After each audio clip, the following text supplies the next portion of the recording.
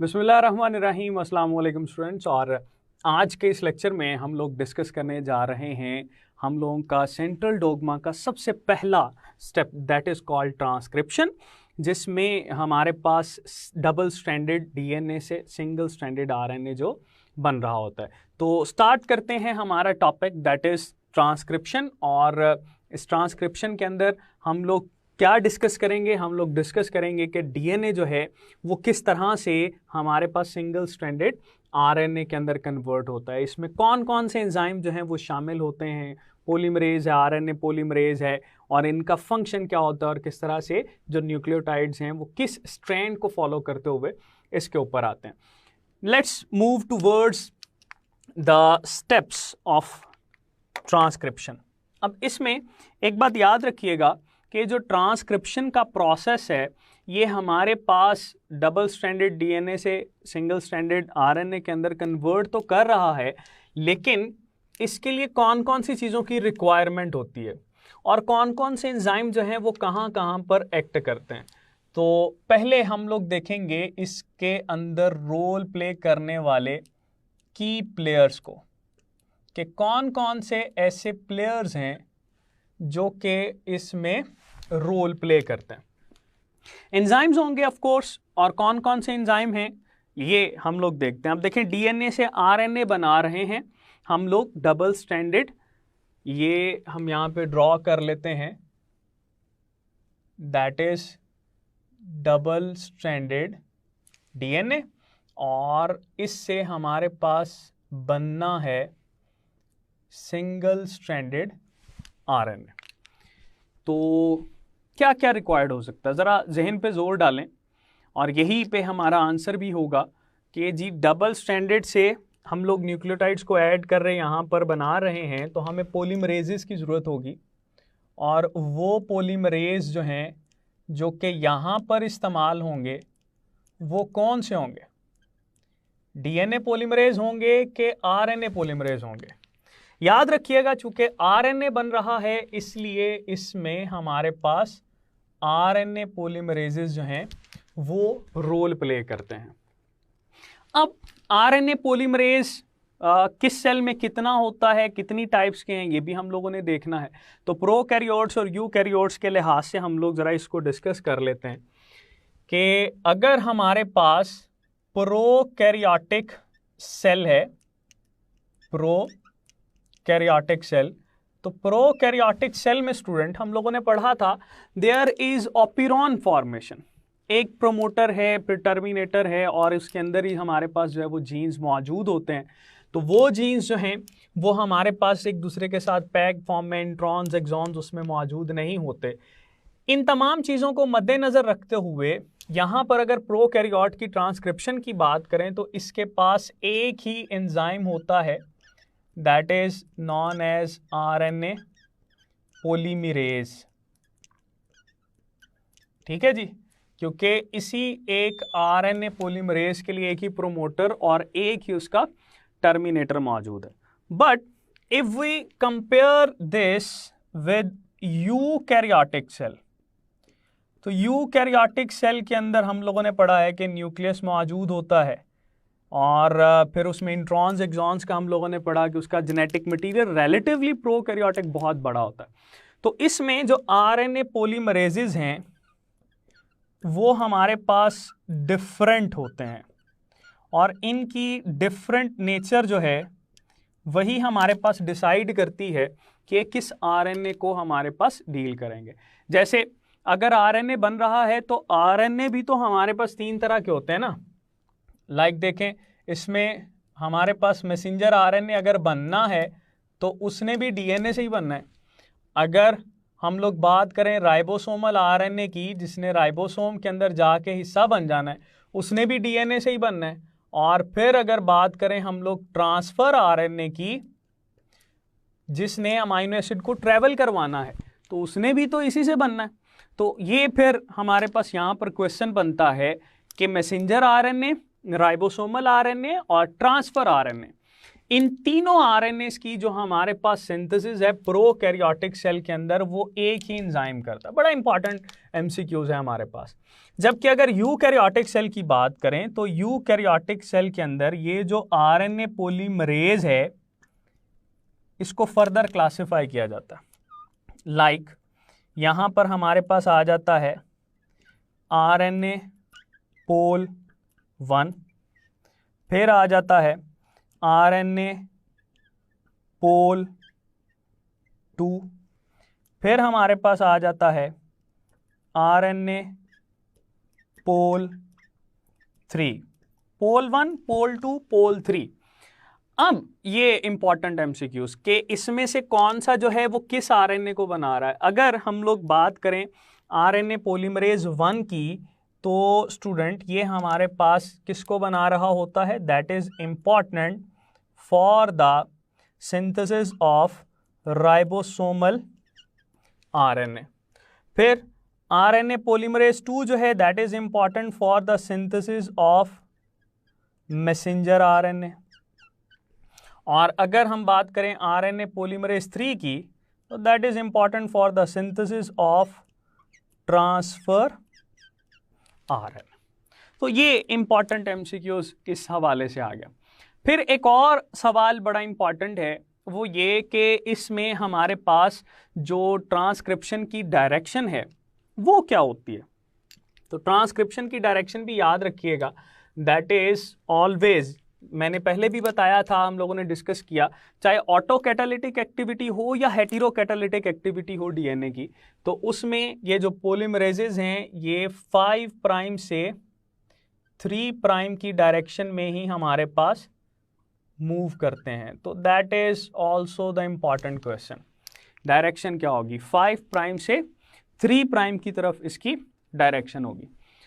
अब बात करते हैं हम लोग, जी स्टूडेंट्स, हम लोग डीएनए की अगर बात करें तो ये इसका जीन है एक, जिसके अंदर इंफॉर्मेशन मौजूद है, और हम लोगों को पता है कि प्रोमोटर साइट जो है ये हमारे पास मौजूद होती है, और फिर इसी तरह से टर्मिनेटर साइट मौजूद होती है, which is showing that gene is ending hair.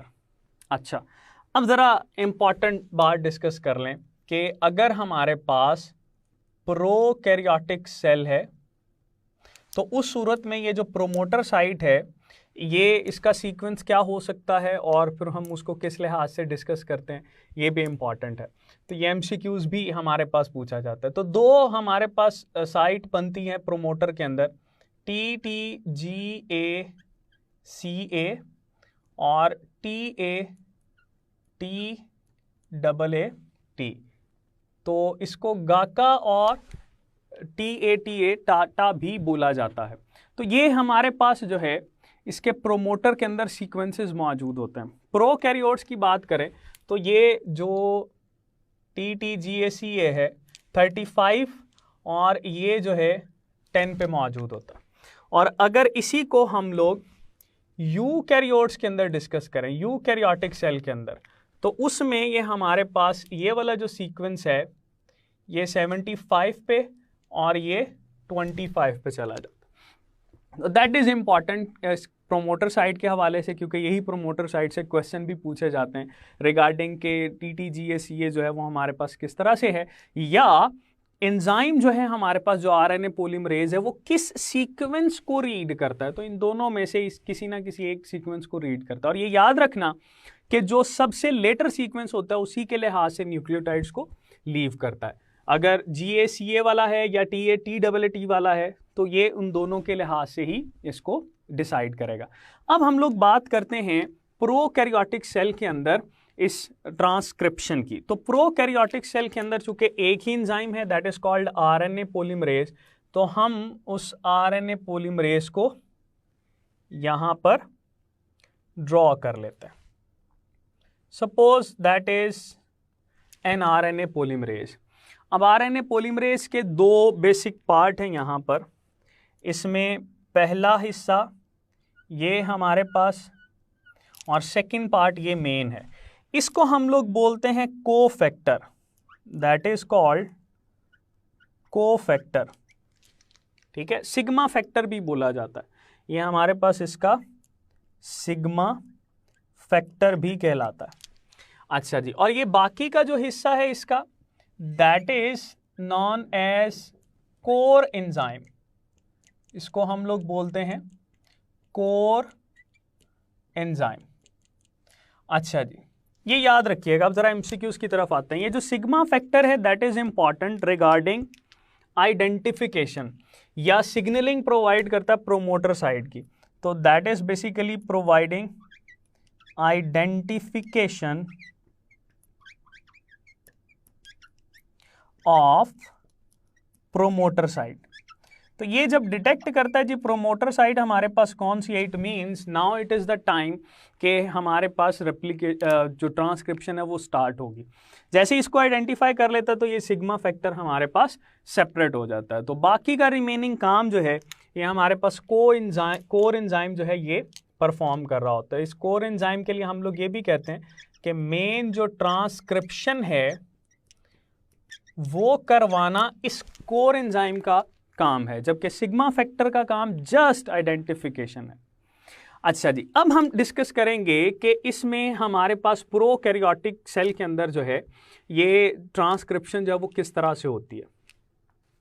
Ji students, यहाँ पर हमारे पास ये प्रोकैरियोटिक सेल की हम लोग ट्रांसक्रिप्शन को डिस्कस कर रहे हैं। तो ये एंजाइम जो कि हम लोगों ने लेबल किया था as core enzyme, RNA polymerase का पार्ट है जब सिग्मा फैक्टर इससे सेपरेट हो जाता है।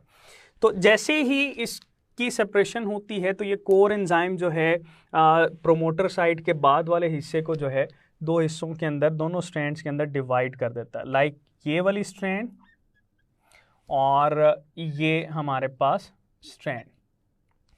अब ये जो स्ट्रैंड है that is called template strand, जो कि हमारे पास एक्ट करती है टेम्पलेट के तौर पर। इसको हम लोग एंटी सेंस स्ट्रैंड भी बोलते हैं, that is also called anti sense strand. जबकि ये वाली स्ट्रैंड जो है ये हमारे पास स्ट्रैंड कहलाती है सेंस स्ट्रैंड, या इसको कोडिंग स्ट्रैंड भी बोला जाता है। तो ये बात आप लोगों ने याद रखनी है, ये हमारे पास एमसीक्यूज भी आता है। अब दोबारा से इसकी तरफ आते हैं।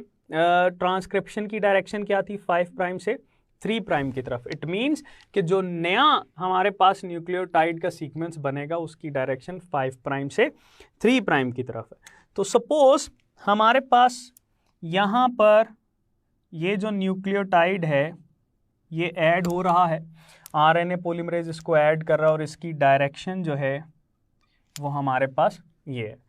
अच्छा जी, और जैसे जैसे ये आगे बढ़ता जाएगा ये ट्रांसक्रिप्शन बबल भी आगे जाएगी और ये जो स्ट्रैंड है आरएनए की ये हमारे पास बाहर आ जाएगी। ये वाला एंड कौन सा होगा स्टूडेंट हमारे पास, that will be 5 prime end, और ये वाला end that will be 3 prime end. अब ज़रा सीक्वेंस देखते हैं, सीक्वेंस क्या होगा। इसके सीक्वेंस की बात करते हैं। इस टेम्पलेट स्ट्रैंड को फॉलो करते हुए आरएनए बन रहा है तो इसका सीक्वेंस भी इसी लिहाज से होगा।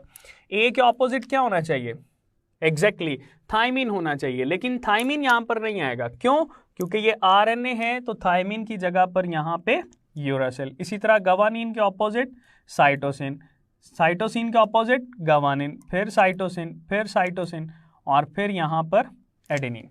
इसी तरह से ये ट्रेवल करता जाएगा और जैसे ही हमारे पास ये टर्मिनेशन साइट आएगी, जैसे टर्मिनेशन जो सीक्वेंस होता है वो इसमें GC बेस पेयर्स होते हैं फॉलोड बाय AT सीक्वेंसेस, ठीक है जी। और जैसे ही ये स्टॉप सिग्नल आता है तो यहाँ पर हमारे पास बबल बनती है, that bubble is GC hairpin बोलते हैं उसको। तो सपोज अगर हम इसको यहाँ पर ड्रॉ कर लें तो ये हमारे पास 5 प्राइम एंड और यहाँ पर जस्ट बिफोर इसके GC हेयर पिन बनती है, that is GC hairpin, और ये वाला एंड कौन सा है, 3 प्राइम एंड। अब स्टूडेंट एक और बड़ा इंपॉर्टेंट इसमें सवाल पूछा जाता है वो इस फिगर के लिहाज से कि जी बताएं अगर ये इसकी डायरेक्शन है तो नीचे वाली स्ट्रैंड की डायरेक्शन क्या होगी? जो टेम्पलेट स्ट्रैंड है ये है जी हमारे पास 5 प्राइम होगी कि 3 प्राइम होगी? एग्जैक्टली ये यहाँ पर 3 प्राइम एंड और ये यहाँ पर 5 प्राइम, क्योंकि ये इसके एंटी पैरेलल होगा टेम्पलेट के। एमसीक्यूज, ये जो आरएनए है ये एंटी पैरेलल है टेम्पलेट स्ट्रैंड के, और ये वाली जो स्ट्रैंड है इसका सीक्वेंस हमारे पास क्या होगा? 5 प्राइम से 3 prime, that is parallel to RNA. ये भी बात याद रखना, पैरेलल होता है आरएनए के लिहाज से ये सेंस स्ट्रैंड। अब इसको सेंस स्ट्रैंड क्यों बोला जाता है? बिकॉज ऊपर वाले सीक्वेंस को ही कॉपी कर रहा है। अगर देखें आप तो यहाँ पर अगर टी है तो यहाँ पर यूरासिल, अगर साइटोसिन है तो साइटोसिन, गवानीन गवानीन, फिर इसी तरह से सीक्वेंस है वो ऊपर वाले को कॉपी कर रहा है, नीचे वाला जस्ट टेम्पलेट के तौर पर एक्ट कर रहा है। अब पैरेलल और एंटी पैरेलल वाला कॉन्सेप्ट आप लोगों ने याद रखना, एमसीक्यूज आता है। फिर हमारे पास ये कि अगर इसकी डायरेक्शन इस तरफ को है तो यहाँ पर हमारे पास ये जो स्ट्रैंड है ये कॉइलिंग हो रही है क्या अनकॉइलिंग हो रही है? कॉमन सेंस है, यहाँ पर हमारे पास अनकॉइलिंग जो है वो हो रही है। अब देखिए ज़रा, यहाँ पर इसकी डायरेक्शन जो है दैट इज टूवर्ड्स दिस, तो इस साइड पर हमारे पास क्या हो रही है? That is responsible for unwinding of DNA double strand, जबकि ये हमारे पास जो है दैट इज रिस्पॉन्सिबल फॉर रीवाइंडिंग। अब ये भी हमारे पास क्लियर हो गया। अब यहाँ पर एक और सवाल आता है, वो क्या? हम लोगों ने कॉडॉन के हवाले से पढ़ा था कि अगर ये आरएनए हमारे पास बन रहा है तो इसमें हमेशा याद रखिएगा जो स्टार्ट कोडॉन है 5 प्राइम एंड के ऊपर वो क्या होगा? AUG। हमेशा स्टार्ट कोडॉन किसको रीड करता है? मैथियोनिन को रीड करता है। और फिर लास्ट पे हमारे पास स्टॉप कोडॉन होगा, और ये जो स्टॉप कोडॉन है ये हमारे पास 3 होते हैं। इसको याद कैसे रखना आपने? UAA, UGA and UAG। तुम दूर हो, तुम बहुत दूर हो, तुम दफ़ा दूर हो, तो ये 3 याद रखिएगा कि क्या है जी हमारे पास? UAA, यू आर अवे, फिर UAG, और फिर है जी UGA, यू गॉन अवे, तुम दफ़ा दूर हो, तुम दूर हो, तुम बहुत दूर हो, तुम दफ़ा दूर हो। ये याद रखिएगा, स्टॉप कोडॉन है, एंड पे हमेशा आएंगे। एक और बड़ा इंपॉर्टेंट पॉइंट, अगर इसके दरमियान में कहीं पे स्टॉप कोडॉन आ जाता है तो इसका मतलब है कि ये आरएनए सही नहीं है। ठीक है जी। अच्छा, और अगर स्टार्ट कोडॉन दरमियान में आ जाता है इट्स ओके, तो ये आपके पास कोई डिफरेंस नहीं कर रहा होता। तो लेकिन ये एमसीक्यूज को अटेम्प्ट करने के लिए बड़ा इंपॉर्टेंट है कि आपने जब भी सीक्वेंस देखना है आरएनए का तो देखना है कि स्टॉप कोडॉन जो है वो हमेशा एंड पे हो। स्टार्ट पे हमेशा AUG हो, दरमियान में आ जाए कोई मसला नहीं है, एंड पे हमेशा स्टॉप कोडॉन हो। कोई एक हो सकता है या एक से ज़्यादा आ सकते हैं, बट अगर दरमियान में भी स्टॉप कोडॉन आ रहा है इट मीन्स कि सीक्वेंस हमारे पास गलत है। अच्छा जी, अगर यहाँ पर दरमियान में न्यूक्लियोटाइड्स की बात कर रहे हैं, जैसे हम लोग बात करते हैं AGG आ जाता है, AGA है, ठीक है, या UUU है, और दरमियान लास्ट पे जो है वो एक स्टॉप कोडॉन है। अब ज़रा सवाल का आंसर मुझे बताएं कि ये कितने अमाइनो एसिड को रीड करेगा? जी 1, 2, 3 और 4 अमाइनो एसिड को रीड करेगा। तो ये याद रखना, इसमें आप लोग सीक्वेंस के लिहाज से भी देख सकते हैं, और लास्ट पे जो स्टॉप कोडॉन होता है उसको आपने एग्जिट करना होता है। ये था हमारे पास मैसेंजर आरएनए। अब हम बात करते हैं कि यूकैरियोट्स और प्रोकैरियोट्स में कि ये मैसेंजर आरएनए बनने के बाद इसका क्या इसका अंजाम होता है। प्रोकैरियोट्स के अंदर क्योंकि न्यूक्लियस मौजूद नहीं होता, there is no nuclear envelope, तो इस वजह से यहाँ पर कपलिंग सेंट्रल डोगमा चल रहा होता है। ठीक है जी, कपलिंग सेंट्रल डोगमा से क्या मुराद है कि अभी ट्रांसक्रिप्शन हो सकता है कि कंप्लीट ना हो, साथ ही जो है वो ट्रांसलेशन भी स्टार्ट हो जाए। इस वजह से हम लोग इसको कपलिंग सेंट्रल डोगमा भी बोलते हैं। ठीक है जी, और इसमें जो आरएनए की प्रोटेक्शन है वो भी ज़रूरी नहीं है। लेकिन यूकैरियोट्स के अंदर चूँकि न्यूक्लियस मौजूद होता है और न्यूक्लियस से फिर बाय ट्रैवल करना, रास्ते में बहुत ज़्यादा फॉस्फेटेजेस और दूसरे एंजाइम जो हैं वो कैटालिसिस वगैरह मिल सकते हैं, तो उससे प्रिवेंशन के लिए क्या करता है, यहाँ पर इसके हेड पे 5 प्राइम से ही शुरू होता है और 5 प्राइम पे ही एंड हो जाता है, दैट इज 7 मेथाइल GTP का सीक्वेंस रखा जाता है and that is act as a cap of this RNA। ठीक है जी, 5 प्राइम से शुरू होता है और 5 प्राइम पे ही ख़त्म होता है, 5 प्राइम टू 5 प्राइम, ये भी बात याद रखिएगा। और फिर टेल जो है ये 3 पे हमारे पास मौजूद होती है और ये सीक्वेंस जो है ये हमारे पास इसका होता है टेल का पोली ए न्यूक्लियोटाइड्स होते हैं इसमें। ठीक है जी, तो टेल भी आ गई और इसकी कैप भी मौजूद है। तो जैसे ही आपके पास ये रेडी हो जाएगा एक्शन के लिए, तो आपने क्या करना है, इसकी कैप और टेल को रिमूव करना है, फिर हमारे पास जो है इसकी ट्रांसलेशन स्टार्ट हो जाएगी। That is all from transcription. Transcription के टॉपिक में से जो भी MCQs हमारे पास बन सकते थे वो हमने इसमें डिस्कस किया। अब मूव करते हैं हम लोग अपने इसके पास्ट MCQs और कुछ एक दो और MCQs जो कि हमारे पास यहाँ से कॉमनली पूछे जाते हैं, वो कौन कौन से हैं जी, देखते हैं। जी स्टूडेंट्स, अब हम लोग डिस्कस करेंगे ट्रांसक्रिप्शन से रिलेटेड जो MCQs हैं।